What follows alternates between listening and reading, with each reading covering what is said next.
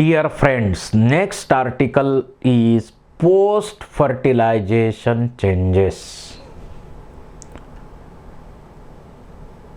Fertilisation नंतर त्या flower मध्ये कोणकोणते चेंजेस होतात ते आपल्याला स्टडी करायचे आहेत. पहिला पोस्ट फर्टिलायझेशन चेंज आहे जो ट्रिप्लॉइड एंडोस्पर्म न्यूक्लियस आहे, प्रायमरी एंडोस्पर्म न्यूक्लियस आहे, त्याच्यापासून एंडोस्पर्म तयार होणार. जो झायगोट तिथं बनलेला आहे त्यापासून एम्ब्रियो तयार होणार. फर्टिलायझेशन नंतर ओव्ह्यूलचं कन्व्हर्जन सीड मध्ये होणार आणि ओव्हरीचं कन्व्हर्जन फ्रूट मध्ये होणार. कॅलिक्स, करोला, राहिलेले स्टॅमेन ड्राय अँड फॉल डाऊन, गळून पडणार ते. तर सुरुवातीचा पोस्ट फर्टिलायझेशन चेंज आहे एंडोस्पर्म डेव्हलपमेंट. जो प्रायमरी एंडोस्पर्म न्यूक्लियस इथं बनलेला आहे त्याच्यामध्ये रिपीटेड मायटॉटिक डिव्हिजन्स होतात आणि ट्रिप्लॉइड एंडोस्पर्म तयार होतो. The primary endosperm cell divide repeatedly to form triploid endosperm tissue. Endosperm cells are filled with reserve food material. They are used for nutrition of developing embryo.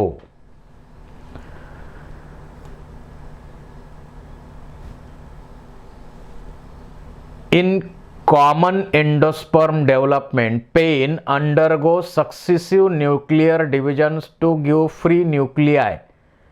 This stage is called as pre-nuclear endosperm. म्हणजे इथं जो primary endosperm nucleus आहे त्याच्यामध्ये फक्त nuclear division झाली, no cytokinesis. Only free nuclear division takes place. Then it is called as free nuclear endosperm. It is the most common endosperm in angiosperm. Most common आहे हा. आता इथं जर आपण पाहिलं तर प्रायमरी एंडोस्पर्म न्यूक्लियस म्हणजे पेन.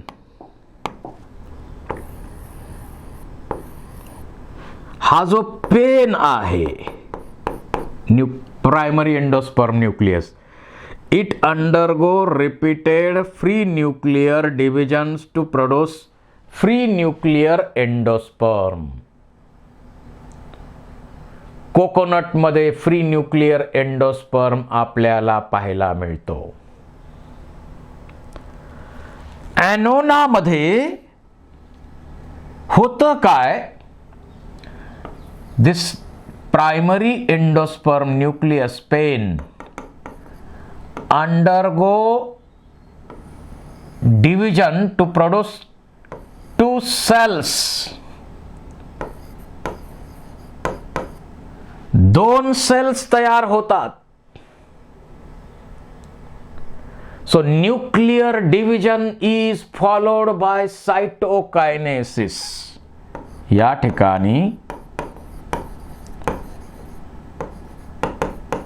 न्यूक्लियर डिव्हिजन्स होतात फॉलोड बाय सायटोकायनेसिस आणि हा एंडोस्पर्म बनतो सेल्युलार बनतो. आणि हेलोबी नावाचा जो अँजिओस्पर्मचा ग्रुप आहे, अस्फोडेलस हे त्याचं एक्झाम्पल, त्याच्यामध्ये होतं काय, हा जो प्रायमरी एंडोस्पर्म न्यूक्लियस आहे तो डिवाइड होणार आणि 2 सेल्स तयार होणार, म्हणजे सेल्युलार बनलं. त्याच्यानंतर इथं फ्री न्यूक्लिअर डिव्हिजन होणार, इकडं पण फ्री न्यूक्लिअर डिव्हिजन होणार आणि अशा प्रकारे partly free nuclear partly cellular endosperm बनतो. त्याला आपण म्हणतो helobial endosperm, intermediate type of endosperm, helobial endosperm.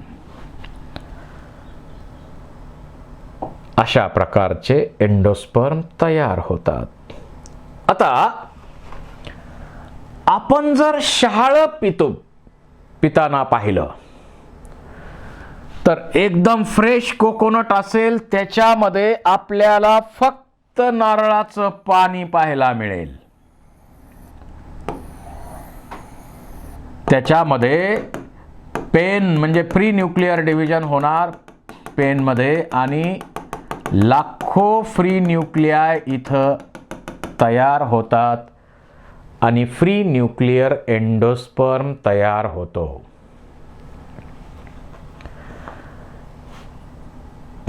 आणि हे शहाळं पाणी पितो आपण, ते शहाळं म्हणजे फ्री न्यूक्लिअर डिव्हिजन झालेलं हा फ्री न्यूक्लिअर एंडोस्पर्म आहे. नंतर काय होतं, आपण शहाळं पिताना पाहतो या न्यूक्लियाय सेटल होऊ लागतात सेंट्रिपिटली, पेरिफेरी टू सेंटर अशा त्या सेटल होऊ लागतात आणि मग आपण पाहतो इथं शहाळं पिताना पाणी पण मिळतं आणि थोडंसं खोबरं पण मिळतं. So that coconut meat becomes cellular, that endosperm becomes cellular. ते खोबरं म्हणजे सेल्युलार एंडोस्पर्म आहे. त्यावेळी पण नारळ नाही वापरला तर आणखी न्यूक्लियाय सेटल होऊ लागतात, सेटल होऊ लागतात, सेटल होऊ लागतात. आपण मार्केटमधून घरी नारळ आणतो आणि त्याच्यामधून काय फोडल्यानंतर आपल्याला पाणी पण मिळतं आणि भरपूर खोबरं पण मिळतं, म्हणजे बऱ्याचशा न्यूक्लियाय सेटल होऊन सेल्युलार बनलेल्या आहेत. आणि त्याही वेळी नारळ नाही वापरला तर सगळ्या न्यूक्लियाय एकदा सेटल होणार आणि फक्त सेल्युलार एंडोस्पर्म बनणार, फक्त खोबरं मिळणार. तर अशा प्रकारे नारळाचं पाणी म्हणजे फ्री न्यूक्लिअर एंडोस्पर्म आणि त्याचं खोबरं जे आहे तो सेल्युलार बनलेला एंडोस्पर्म आहे. तर देवाची करणी आणि नारळात पाणी असं नाही आहे, तो फ्री न्यूक्लिअर एंडोस्पर्म आहे. नंतर तो खोबऱ्यामध्ये कन्वर्ट होतो म्हणजे सेल्युलार बनतो. Dear friends, next article is development of embryo. After the process of fertilization, zygote is converted into embryo. इथं ज्या एम्ब्रॉनिक डेव्हलपमेंट आपल्याला दाखवलेल्या आहेत याचे डिटेल्स अगोदर आपण स्टडी करू आणि मग यांचा विचार करू.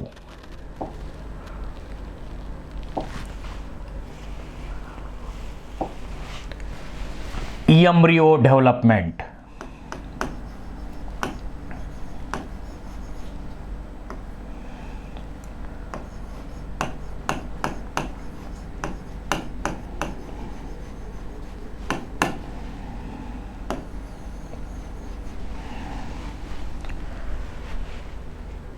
डायकॉट मध्ये जी एम्ब्रियो डेव्हलपमेंट आहे,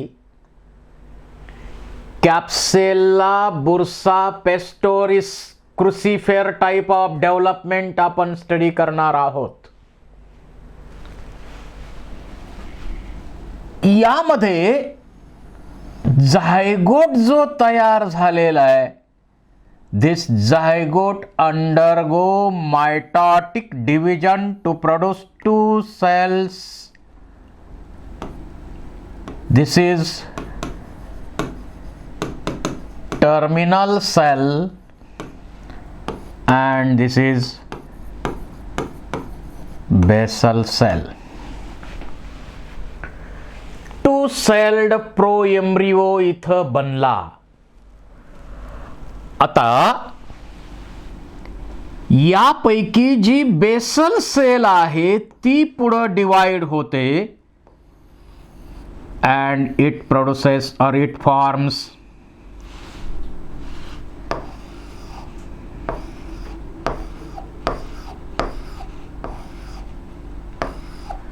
six to 10 cells having suspensor. या बेसल सेल पासून काय बनतं? सस्पेन्सार बनतो. त्याची ही इपी बेसल सेल आहे जी हॉस्टोरियल नेचरची आहे, सराउंडिंग मीडियम मधून न्यूट्रिएंट ऍब्सॉर्ब करणारी आहे, आणि ही हायपोबेसल सेल आहे.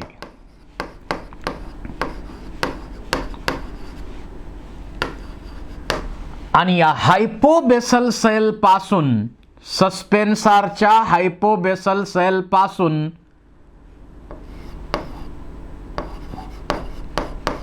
कॉर्टेक्स, रूटचा कॉर्टेक्स, रूट कॅप आणि अपेक्स त्याचा, हे पार्ट तयार होतात. आणि मग राहते काय? तर ही आहे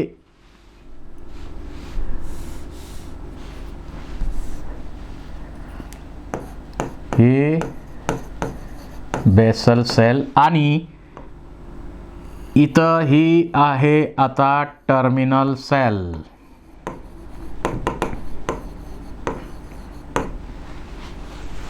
तर अशा प्रकारचा हा अर्ली स्टेजचा एम्ब्रियो आहे. यानंतर इथं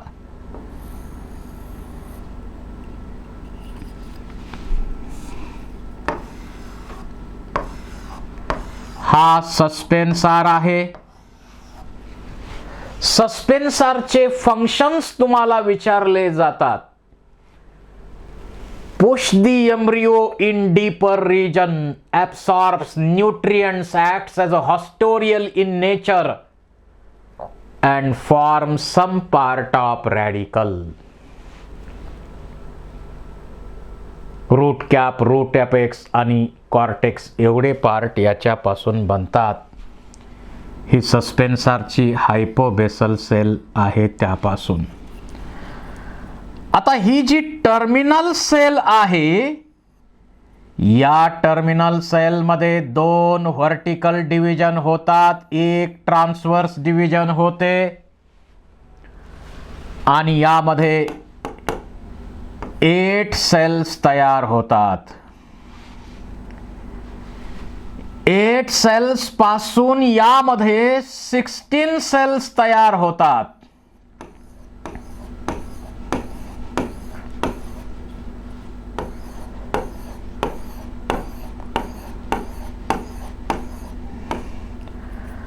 आणि या 16 सेल्स असलेला जो एम्ब्रियो आहे त्याचं हा ग्लोब्युलर दिसतो आपल्याला.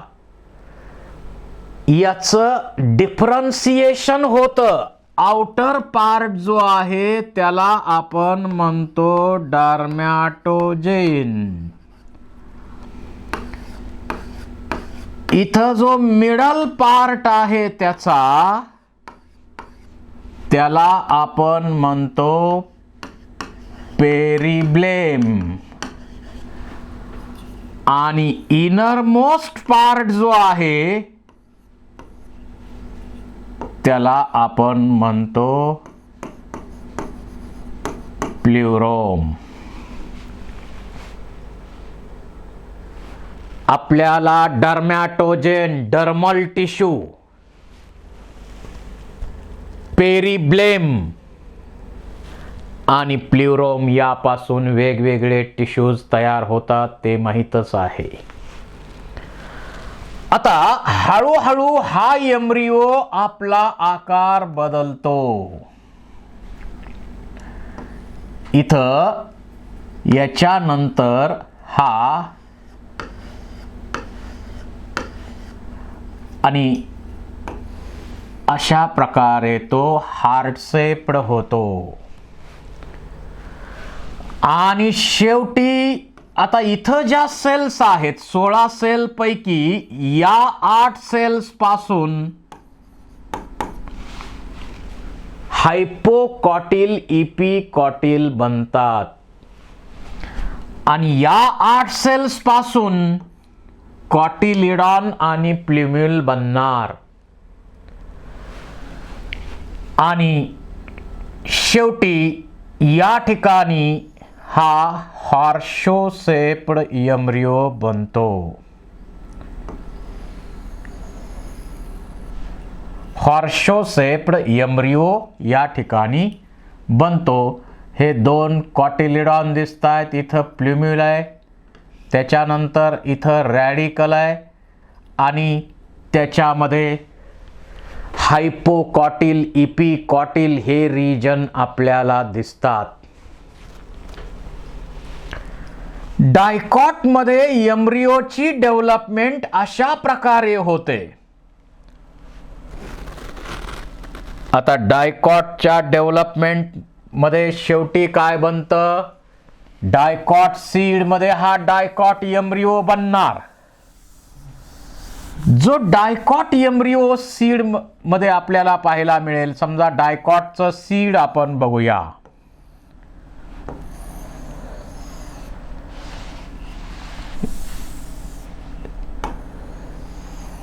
डायकॉटचं सीड 2 कॉटिलिडॉन, त्याच्यावरती हे कव्हरिंग्स सीड कोट आणि इथं तुम्हाला प्ल्युम्युल आणि रॅडिकल एम्ब्रियो ॲक्सिस टायजेलम म्हणतो आपण. हा प्ल्युम्युल आहे आणि हा रॅडिकल पार्ट आहे. या प्ल्युम्युल आणि कॉटिलिडॉनच्या मध्ये काय असतं तर इपिकॉटिल असतो आणि रॅडिकल आणि कॉटिलिडॉनच्या मध्ये काय आहे तर हायपोकॉटिल असतो. अशा प्रकारे डायकॉट मध्ये एम्ब्रियो डेव्हलप होतो. डायकॉटच्या एम्ब्रियो डेव्हलपमेंट नंतर आपल्याला स्टडी करायचा आहे मोनोकॉट मध्ये एम्ब्रियो कसा तयार होतो.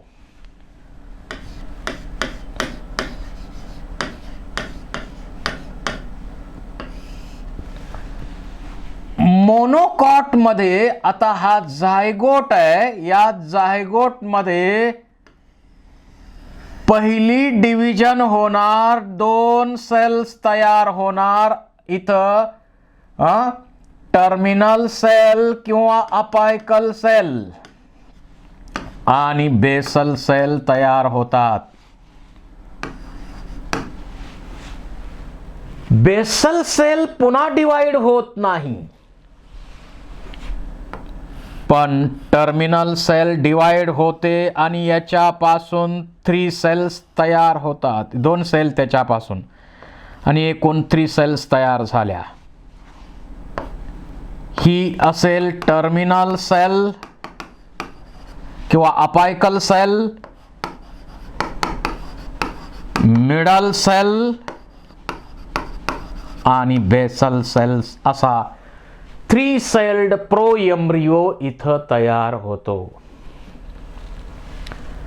त्याच्यापैकी some part of middle cell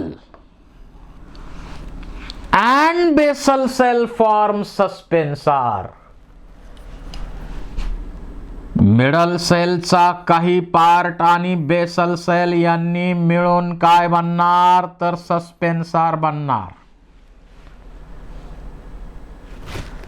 आणि मिडल सेलचा राहिलेला पार्ट यांनी एम्ब्रियो प्रॉपर इकडं राईट साइडला असा बनेल. आणि टर्मिनल सेल पासून या साइडला कॉटिलिडॉन बनेल. आणि हा एम्ब्रियो आता डिफरन्शिएट होईल आणि इथं कंप्लीट एम्ब्रियो आपल्याला दाखवता येईल.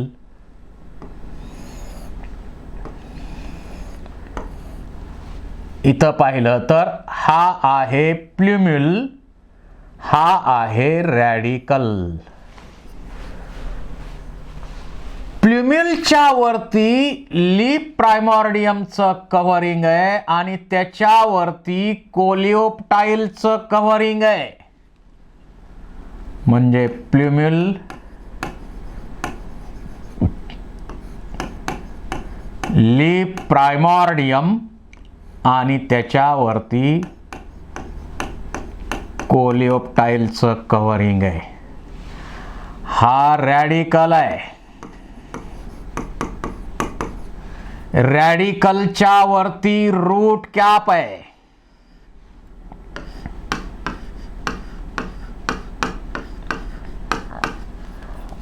आणि रूट कॅपच्या वरती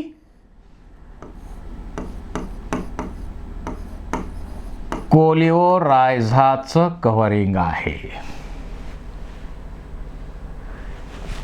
radical surrounded by root cap covered by कोलिओरायझा.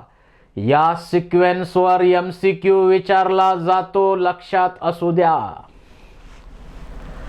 आणि इथं एक छोटीशी आउटग्रोथ आपल्याला दिसते. त्या आउटग्रोथचं नाव आहे इपिब्लास्ट.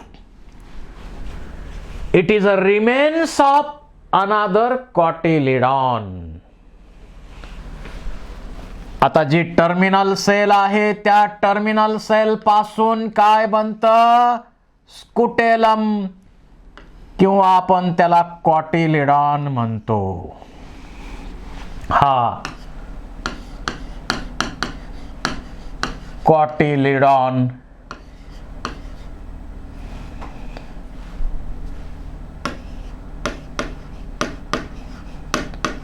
किंवा त्याला स्कुटेलम नाव आहे. थीन आहे, पेपरी आहे हा कॉटिलिडॉन. याच्यामध्ये रिझर्व फूड मटेरियल नसतं. मग फंक्शन काय? Transport. Cotyledon helps in transport of nutrients to embryo. एम्ब्रियोला न्यूट्रिएंटचा ट्रान्सपोर्ट करण्यासाठी याची मदत होते. अशा प्रकारचा मोनोकॉट एम्ब्रियो तयार होतो. जर आपण मोनोकॉटचं सीड पाहिलं तर त्यामध्ये हा पार्ट कॉटिलिडॉन आहे, त्याला आपण स्कुटेलम म्हणतो. शिल्ड शेप्ड कॉटिलिडॉन, बो टाय शेप्ड कॉटिलिडॉन मोनोकॉट मध्ये आहे. कॉटिलिडॉन एंडोस्पर्म पासून वेगळा करणारा हा लेयर म्हणजे इपिथेलियल लेयर आहे. हा इपिथेलियल लेयर. मी इथला भाग डिलीट करतो. तर हा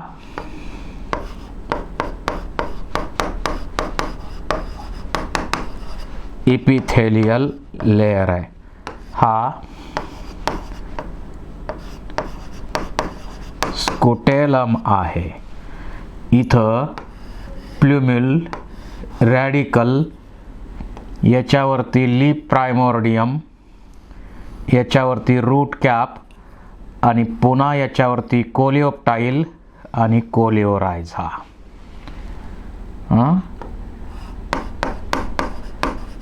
प्ल्युमिल coleoptile radical route cap कोलिओरायझा.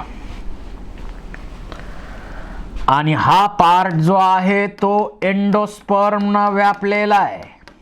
Starchy endosperm आहे आणि स्टार्ची एंडोस्पर्मचं जे आउटरमोस्ट कव्हरिंग आहे, लेयर आहे, त्याला आपण म्हणतो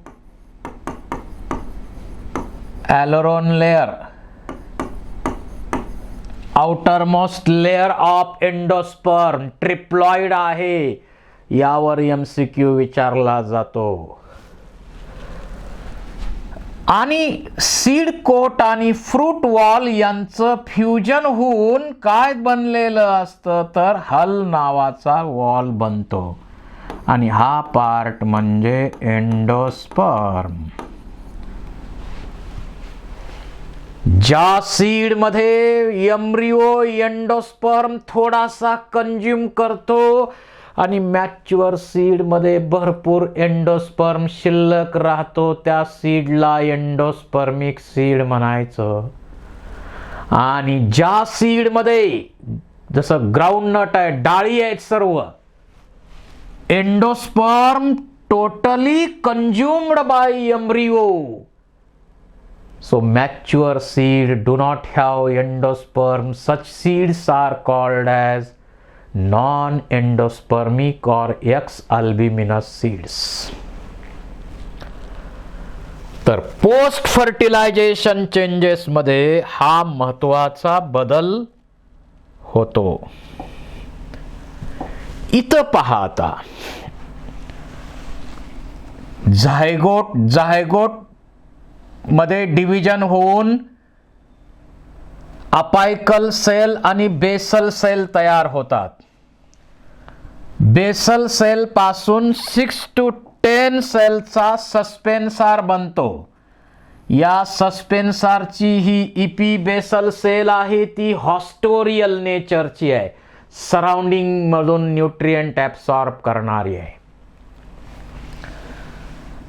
आणि इथं हायपोबेसल सेल आहे त्याचीच, ती रॅडिकलचा काही पार्ट म्हणजे कॉर्टेक्स, अपेक्स, रूट कॅप बनवणारा पार्ट सेल आहे इथं. आणि हा एम्ब्रियो, याच्यामध्ये 2 व्हर्टिकल, 1 ट्रान्सवर्स डिव्हिजन होते, 8 सेल्स बनतात, नंतर 16 सेल्स बनतात. आणि हा ग्लोब्युलर एम्ब्रियो तयार होतो. त्याचं डिफरन्सिएशन 3 भागामध्ये, आउटर डर्मॅटोजेन, मिडल पेरिब्लेम, इनर प्ल्युरोम. त्याप्रमाणे पुढे टिश्यूज बनत असतात. या 8 आणि नंतर 16 सेल्स बनतात. त्या 16 सेल पैकी या 8 सेल पासून काय बनणार, हायपोकॉटिल, इपिकॉटिल बनणार. आणि या 8 सेल्स पासून काय बनणार, कॉटिलिडॉन आणि प्ल्युम्युल बनणार. हा नंतर ग्लोब्युलर, नंतर ट्रायंग्युलर होईल, हार्ट शेप्ड होईल, टोर्पेडो, आणि हा हॉर्स शेप्ड. हा इथं हार्ट शेप्ड आहे, इथं टोर्पेडो शेप आहे, आणि इथं हॉर्सशो शेप्ड एम्ब्रियो अशा प्रकारचा बनतो. डायकॉटमध्ये डेव्हलपमेंट अशा प्रकारची आहे. इथं तेच दाखवलेलं आहे. एम्ब्रॉनिक डेव्हलपमेंटमध्ये zygote, proembryo, globular, heart shaped आणि हॉर्सशो शेप्ड मॅच्युअर एम्ब्रियो. इथं आता डायकॉट एम्ब्रियो पाहिला तर इथं 2 कॉटिलिडॉन दिसतात. हे 2 कॉटिलिडॉन आहेत. त्याच्यामध्ये इथं प्ल्युम्युल किंवा शूट अपेक्स आहे आणि रॅडिकल इथं आहे. प्ल्युम्युल आणि कॉटिलिडॉनच्या मध्ये काय आहे इपिकॉटिल. रॅडिकल आणि कॉटिलिडॉनच्या मध्ये काय आहे? हायपोकॉटिल. इथं मोनोकॉट एम्ब्रियो आहे. यामध्ये पाहिलं तर लक्षात येईल आपल्याला प्ल्युम्युल, त्यावरती प्रायमॉर्डियम, त्यावरती कोलेओप्टाइल, इकडं रॅडिकल, रूट कॅप आणि त्याच्यावरती कोलिओरायझाचं कव्हरिंग आहे. इपिब्लास्ट remains of another cotyledon. It indicates that dicots are evolved into monocot. आणि हा कॉटिलिडॉन आपल्याला दिसतो, स्कुटेलम दिसतो. इकडं न्यूट्रिएंटचा ट्रान्सपोर्ट करण्याचं काम तो करतो.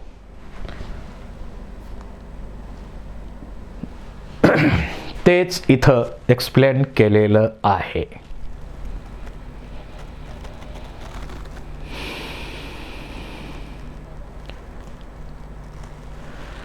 आता डायकॉट सीड आणि